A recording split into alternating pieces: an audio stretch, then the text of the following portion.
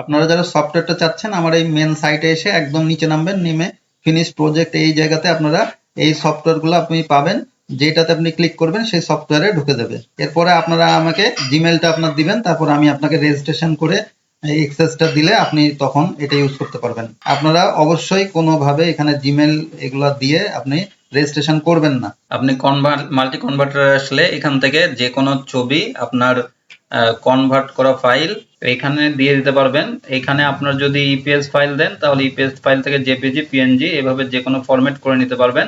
আর আপনার এখানে একটা জিনিস মনে রাখবেন যে আপনারা জেপিজি এবং পিএনজি ফাইল এগুলো এসভিজি করবেন না, সেগুলো সফটওয়্যার দিয়ে আসলে করতে হয়।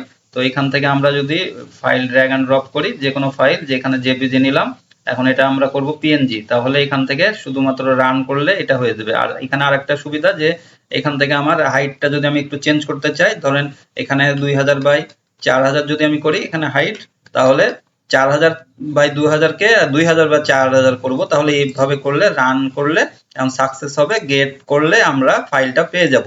এখন এই ফাইলের মধ্যে আসলে আমরা যদি এখন ইমবেড এটা এক্সট্রাক্ট করি, তাহলে দেখেন এখানে আমার এই প্যাক, আবার আমি এখানে ফাইলটাতে যাব, ফাইলটাতে আসলে আমার এখানে প্যাকটা